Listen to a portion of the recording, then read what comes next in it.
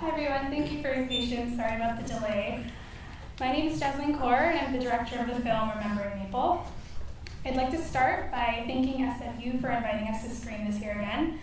Our last screening here for the Vancouver International South Asian Film Festival was a huge success, and the film is now being distributed into the educational market to be used as a tool in high schools and universities to teach the youth about signs of domestic violence and how to recognize red flags in a relationship. Come on.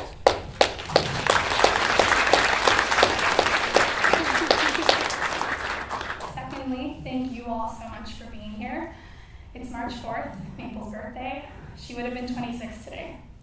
It's also Michelle Sears' birthday, a really good friend of Maple's who you'll hear from in the film.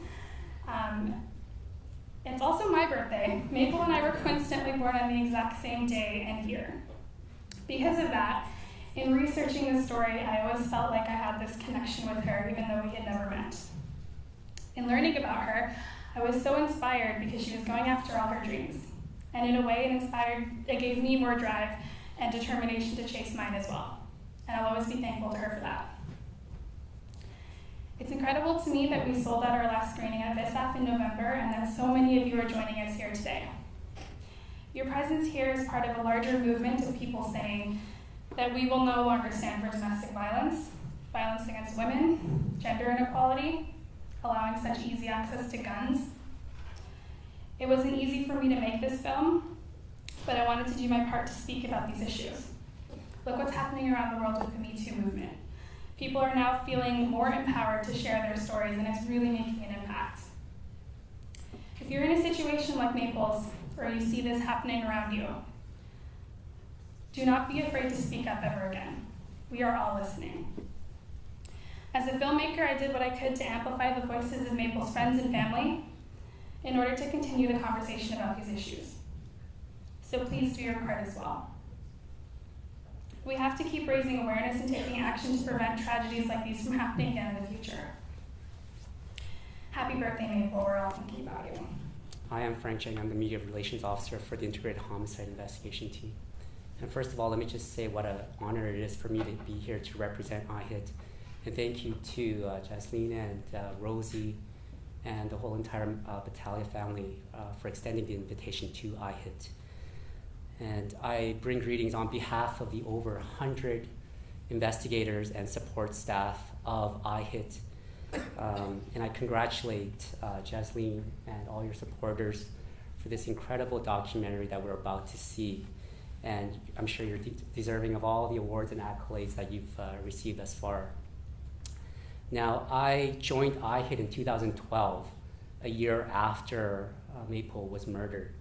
But I personally know, and the personal friends of mine, the investigators, that poured their lives into finding out who did this to Maple Batalia back on that fateful day on September 28, 2011. Their lives have forever been changed. Men like back then Staff Sergeant Larry Montgomery, Sergeant Adam McIntosh, Sergeant Kevin Jeffrey, they still talk about it. We still talk about the murder of Maple throughout the halls of IHIT. IHIT averages about 50 homicides a year, give or take.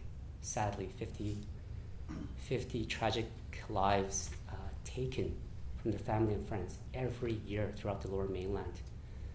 But every once in a while comes a file, what we call a generational file, a file that so touches every single investigator that has a hand on that file, that changes the very fabric of the community.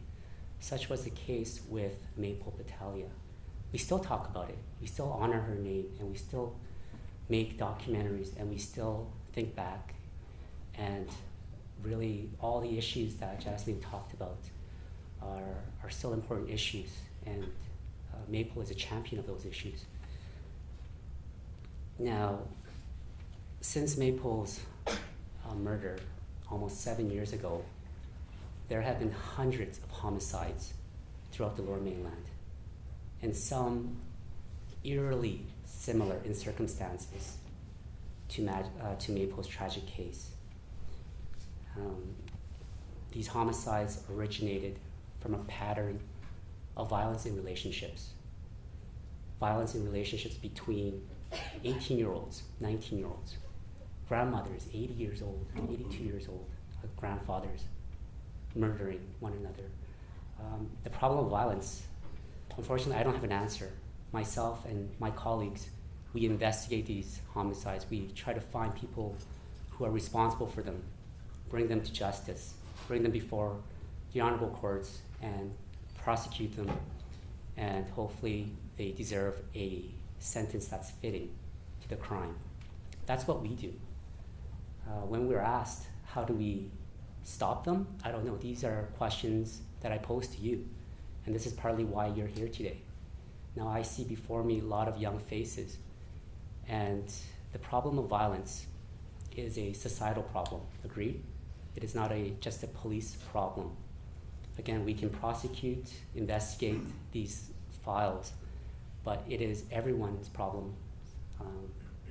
And now I ask, as I say, I look around, there's a lot of young faces, and I ask that you use your technological savvy, your youthful energy, and you're all leaders in this room, and you all each have your sphere of influence. And I ask you, when you go back to work, when you go back to school, and you speak to your friends, you speak to your family members, remember this documentary and have that conversation. And let's each of us help change this community for the better. Thank you. Good afternoon, everyone.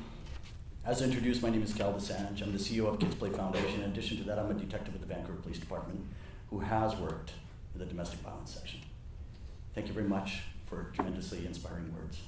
Thank you very much to everyone here for giving me this wonderful opportunity. Thank you to all of you for taking up the time to attend here today. I need us to appreciate and recognize one thing, that what brings us here today is a recognition of a life and a celebration of life. But we can't forget the tragic undertones which led to this incident in the first place. That tragedy had a profound impact on me because I also have a daughter who I brought along today. I can't imagine the depth and scope of a parent's loss and the grief for having suffered something so significant. But what this incident has done, it has cultivated dialogue, and it has sparked an epiphany and a revelation that we all need to work together. It was during my time as a beat cop in the downtown east side that I saw a steady increase in proliferation of youth entering the lifestyle, drugs, gangs, and crime. As a cop, and more importantly as a parent, I realized there's more we can do. Each of us carries a social and moral obligation to give back. And it was as a result of that I created the Kids Play Foundation in 2015. Since that time till now, we've had over 40,000 kids go through our programs. We provide free educational and sporting opportunities to the community at large. I can tell you one thing for a fact, there is no greater joy when you see a child reach their full potential and achieve success and prosperity. But there is no greater grief and loss when a typical attitude of apathy seeps into our community. All of us need to understand one thing. We all have a responsibility to work together. We will prevail as a community if we would define our attitudes and objectives, and we understand that it takes a village to raise a child. I applaud every single one of you for being the leaders, as mentioned, in this community, and to utilize your networks to get the message out there. But more importantly, I applaud everyone here involved with this project, because through this documentary, her memory lives on. Happy birthday, Mabel. Hi guys. I just wanted to start off again by saying thank you so much for attending today. Saranu Sasrikal, the Jian. I want to say that this very room is filled with people who are full of love, determination, and passion. You guys stood with us through the beginning, and you're here today, and that is so powerful for my family. My mom and dad are here today. My dad's right there in the back, and my brother's here as well, and my mom is here. And this wasn't easy for us, but I felt it was necessary. We have to stop basically looking at newspapers, looking at things, and accepting that we're losing lives.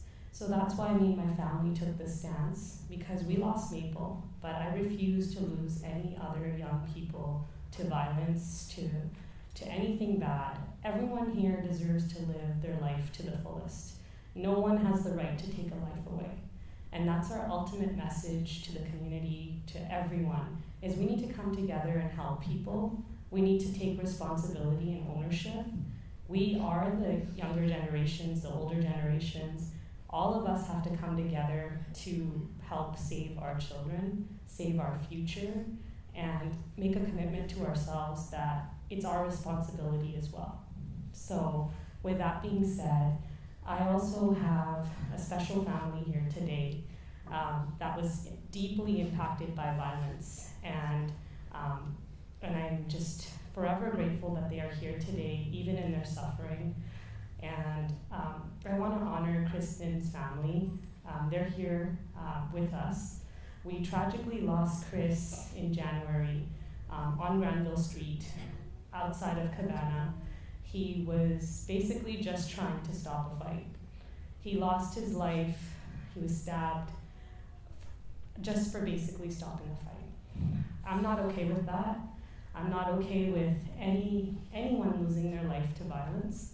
So I had to extend this invitation to his family and honor them and let them know how proud we are for them to be here in their pain and basically representing Chris's life.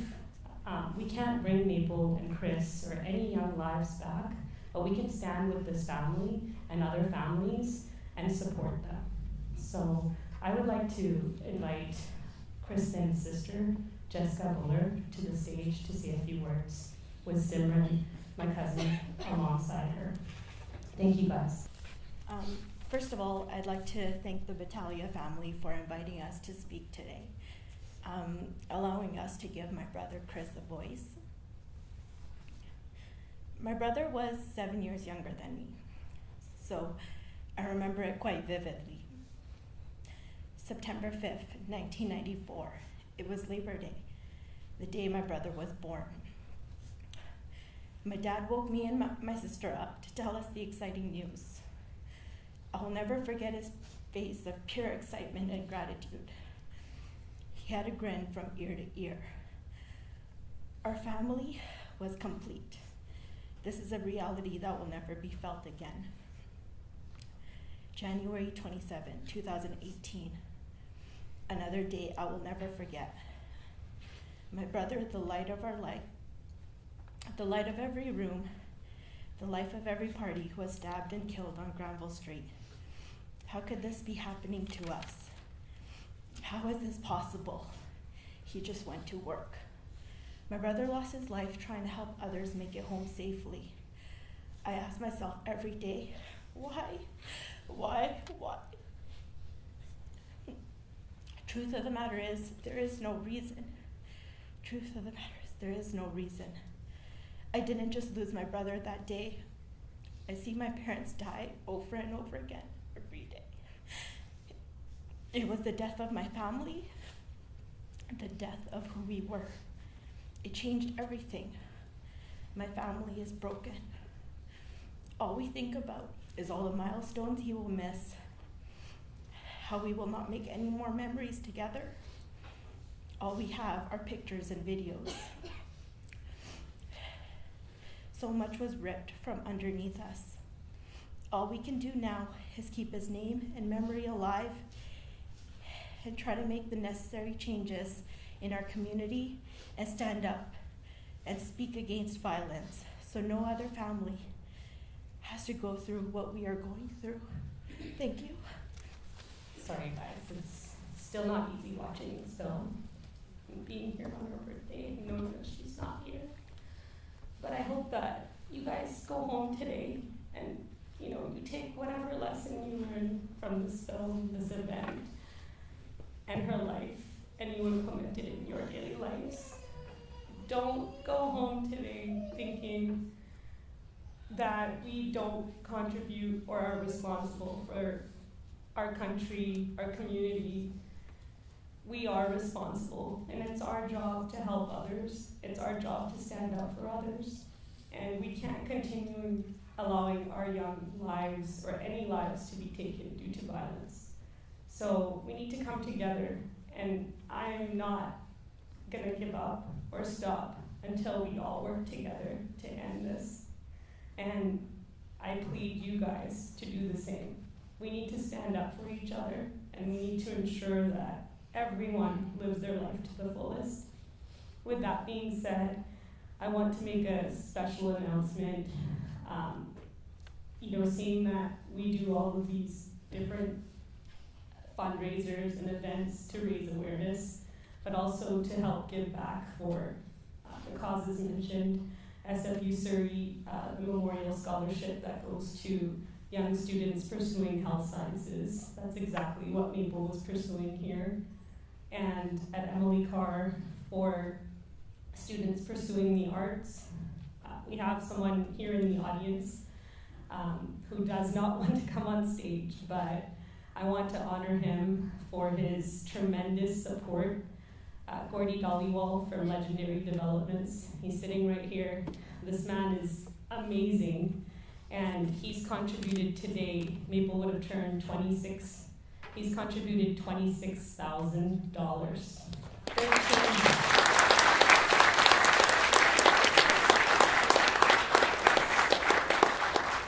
$13,000 will be going to Emily Carr, and $13,000 will be going to SFU in honor of Maple, but to help young students pursue the dreams that she could not. I know Eva Bouchard from Emily Carr is here. I would like her to just please come on stage and accept this check on behalf of Emily Carr.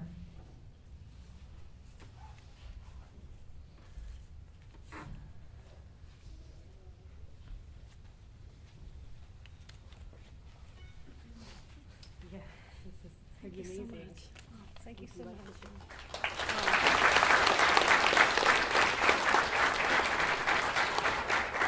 Thank you so much. Who is the gentleman? It's right there, Dhaliwal. Hello. Thank you so much. I've met a number of the students who've received the scholarship at Emily Carr, and they've all been such lovely young women, very gracious, and they're part of your community, the Southeast Asian community. So I want to thank the Batalia family who have just been so generous in their fundraising, and anything we can do for you. This film also, Jasmine, is just beautiful, very touching. Thank you. Thank you so much.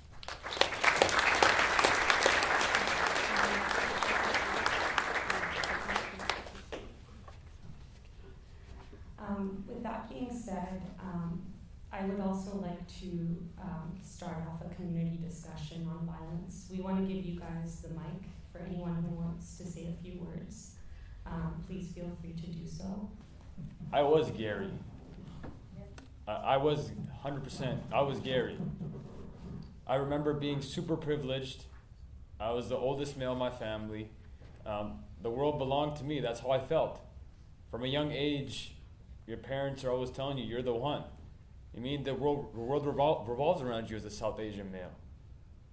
So as I got older, I remember as men, we don't talk to anybody about our feelings.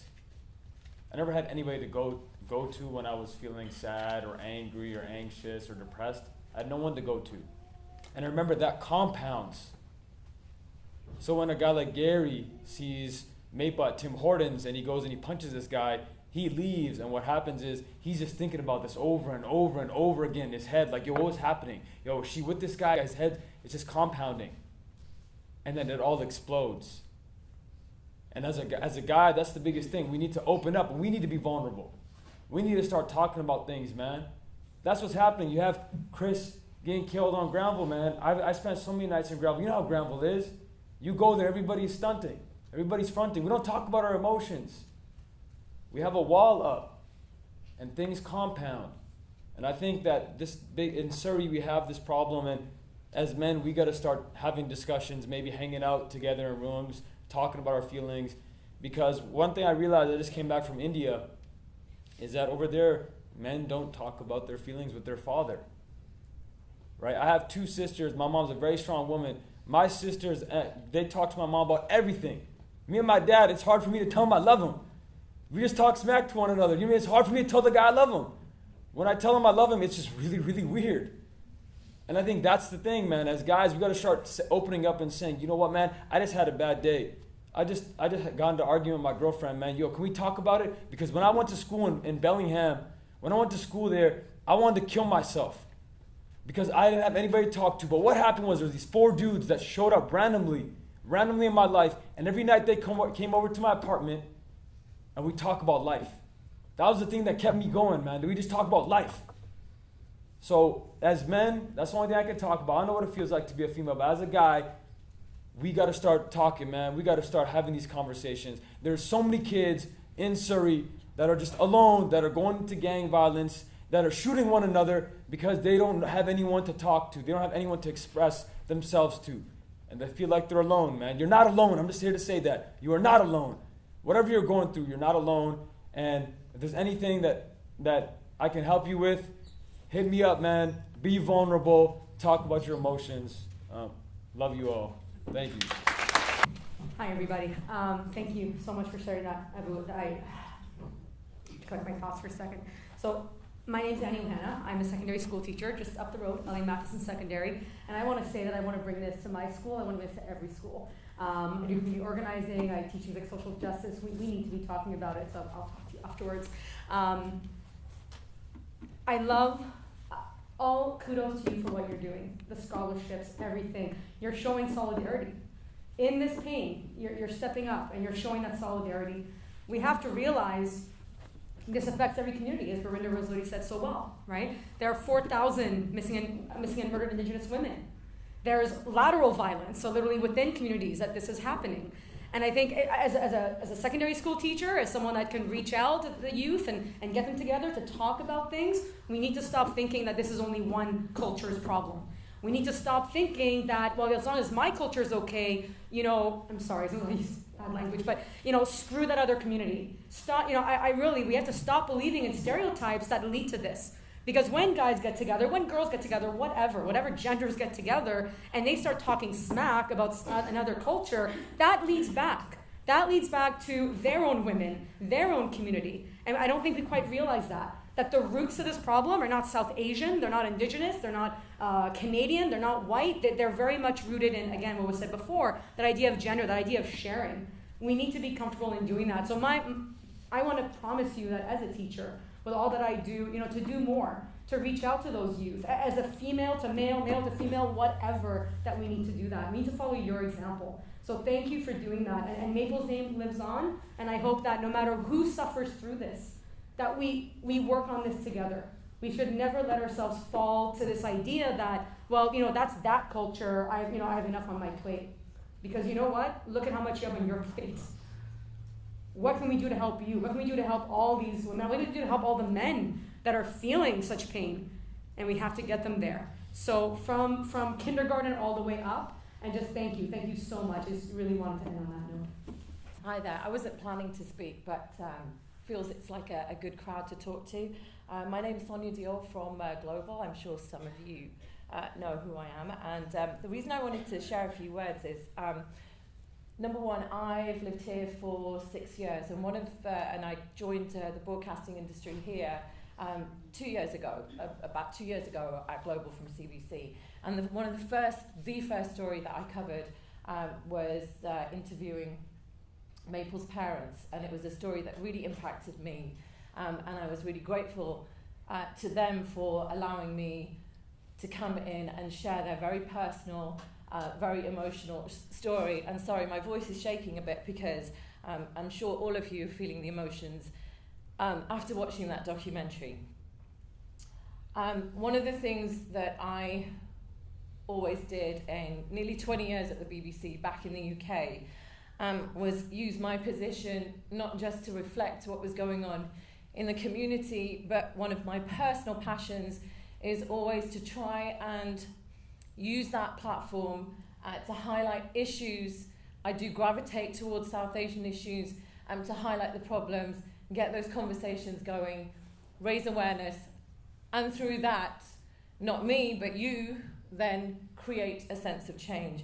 You've only got to look at what's going on in the US, you've only got to look at what's been happening with the Me Too movement and all of that. So those stories, it takes one person, two people to go forward, to talk about it, that then creates a wave, and then people some people, not everybody, but some people start to rethink values, think the way we've been brought up, all of those things, and start to change. And I've just started a project looking at those issues within the South Asian community, and I was talking a lot to Rosie, who's been very supportive. And I wanted to just take a moment to say that it's fantastic that you're all sitting here and you've turned out.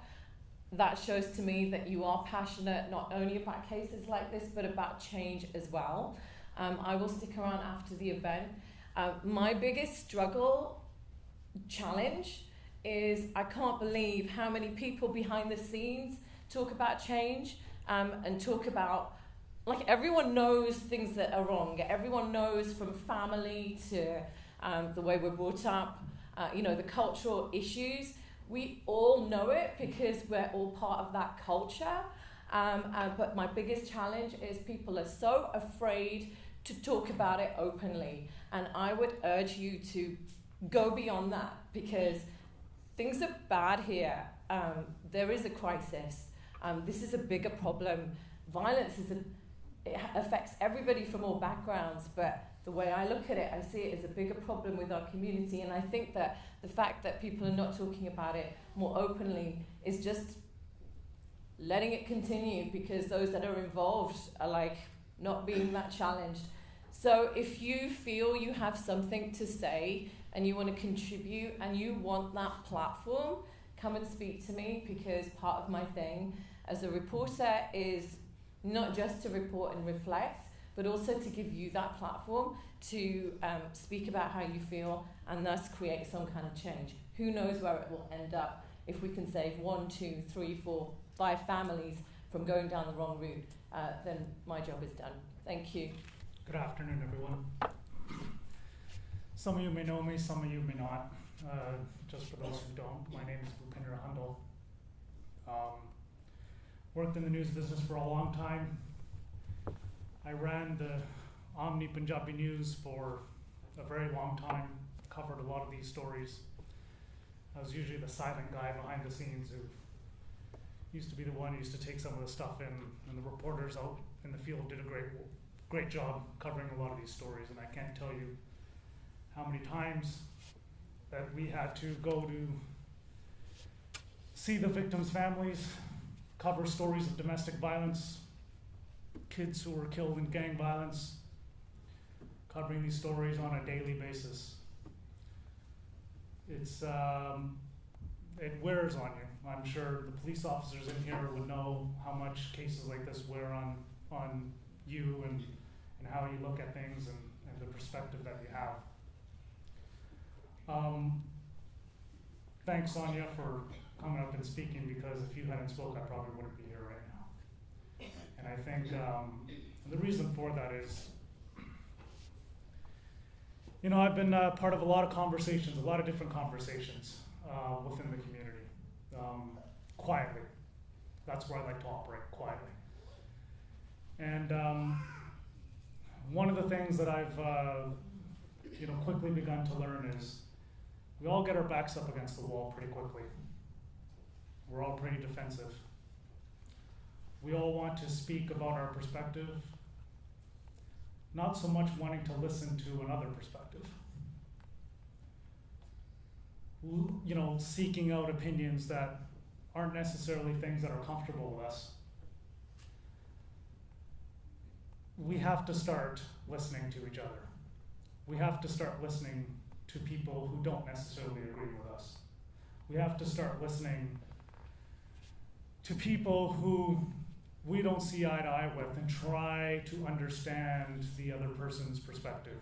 Because if we start doing that, we'll be a lot further ahead. And one of the things that I have witnessed during my time is that we are very quick to get defensive, say we're right and the other person's wrong, and then we don't accomplish anything. And then we're stuck. And things drag on.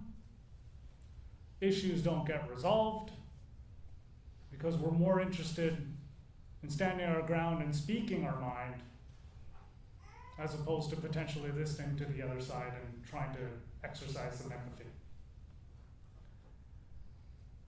And I think we need to start doing that as a community, not just on issues of domestic violence, just on everything involving our community.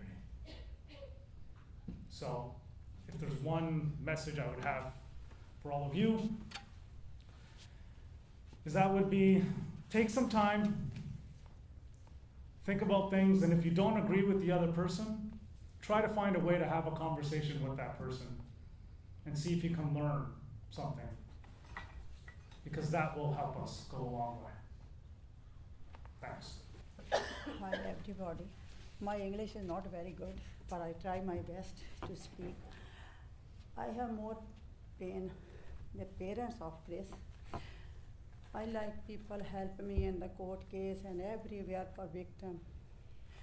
So please help if you know someone to leave for the Chris parents. That's my request. And I like to change the word. The not lick nipple is okay, but so many parents, they lost their children in drug. So I write a poem little bit about that. I think some people understand in Punjabi, so I try my best. It's for about the mom of druggy son. It's pain of mom. ਸੁਣੋ ਡਰਗੀ ਪੁੱਤਰਾ ਤੈਨੂੰ ਸਮਝਾਵਾਂ ਅੱਧੀ ਰਾਤੀ ਉੱਠ ਉੱਠ ਮੈਂ ਕੀਰਨੇ ਪਾਵਾਂ ਦਿਨ ਦੇ ਵੇਲੇ ਲੋਕਾਂ ਦੇ ਮਿਹਣੇ ਤਾਨੇ ਸੁਣਿਆਵਾਂ ਸੁਣੋ ਡਰਗੀ ਪੁੱਤਰਾ ਤੈਨੂੰ ਸਮਝਾਵਾਂ ਰਾਤਾਂ ਨੂੰ ਮੈਂ ਉੱਠ ਉੱਠ ਕੇ ਕੰਮ ਤੇ ਜਾਵਾਂ ਦਿਨ ਦੇ ਵੇਲੇ ਪੁੱਤਰਾ ਤੈਨੂੰ ਸਮਝਾਵਾਂ ਵੇ ਵੱਡਾ ਹੋ ਕੇ ਕਰੇਗਾ ਤੂੰ ਦੁਨੀਆ ਨੂੰ ਛਾਵਾਂ ਤੂੰ ਕੀ ਕੀਤਾ ਪੁੱਤਰਾ ਦੁਨੀਆ ਦੀ ਲਾਹਨਤ ਪਾਈ ਵੇ ਲੋਕੀ ਕਹਿੰਦੇ ਮਾਂ ਨੇ ਨਹੀਂ ਅਕਲ ਸਿਖਾਈ ਘਰੋਂ ਕੋਈ ਨਹੀਂ ਸਿੱਖਦਾ ਡਰਗ ਖਾਣਾ ਤੇ ਬਕਾਣਾ ਸੋਹਣਾ ਡਰਗੀ ਪੁੱਤਰਾ ਤੈਨੂੰ ਸਮਝਾਵਾਂ ਅੱਧੀ ਰਾਤੀ ਉੱਠ ਉੱਠ ਮੈਂ ਕੀਰਨੇ ਪਾਵਾਂ ਦਿਨ ਦੇ ਵੇਲੇ ਲੋਕਾਂ ਦੀ ਮਿਹਣੇ ਸੁਣਿਆਵਾਂ ਹਾਏ ਉਹ ਦੇਸ਼ ਵਾਸੀਓ ਮੈਂ ਮਿੰਨਤਾਂ ਪਾਵਾਂ ਰੋਜ਼ ਨੇ ਪੁੱਤ ਮਰਦੇ ਮੈਂ ਕਿਵੇਂ ਬਚਾਵਾਂ ਵੇ ਪੁੱਤਾਂ ਬਾਝੋਂ ਜਿੰਦੀਆਂ ਕਿੱਧਰ ਏ ਮਾਵਾਂ ਮੈਂ ਆਈ ਵਿੱਚ ਕੈਨੇਡਾ ਤੇਰਾ ਫਿਊਚਰ ਬਣਾਵਾਂ ਵੇ ਬੁੱਢੇ ਬਾਰੇ ਉੱਠ ਕੇ ਮੈਂ ਕਿੱਥੇ ਜਾਵਾਂ ਸੁਣੋ ਡਰਗੀ ਪੁੱਤਰਾ ਤੈਨੂੰ ਸਮਝਾਵਾਂ ਅੱਧੀ ਰਾਤੀ ਉੱਠ ਉੱਠ ਮੈਂ ਕੀਰਨੇ ਪਾਵਾਂ ਦਿਨ ਦੇ ਵੇਲੇ ਪੁੱਤਰਾ ਤੈਨੂੰ ਸਮਝਾਵਾਂ so please help those people who is in drug, and we are came here for good future, but people lost so many sons there, so I like to help that people who lose their son and daughter in drug. So try your best to help those parents. Thank you very much. Hello everyone, my name is Nida and I knew Maple since she was a little kid. We grew up together in the same house. This is my second time seeing the film and you've done an amazing job. This is the second time seeing a crowd show up. This is the second time I've seen people being asked to create discussion on this topic. And this is the second time where I see a lot of young people sitting there observing, probably have a lot going on in your minds. You might not know what to say, you might have a lot to say, but you're worried that coming up here is really hard. You might feel heavy, because I feel really heavy right now. And sometimes it's good to leave the heaviness behind, because if you carry it with you, what we want from this film is for you to take action, okay? Sorry, just a full lot of thoughts, but I'll keep it really short. There's been many innocent lives lost tragically like Maple. We've seen it happen in Surrey far too often. I don't think it's time for awareness anymore. It's more so the youth, the adults, the grandparents, aunts, uncles, everybody takes action. If you don't know what action looks like, come talk to us. Maple's families has done a tremendous job taking action, and they've been at the forefront fighting day and day, speaking what they have to say, taking initiatives, but then again we get stuck.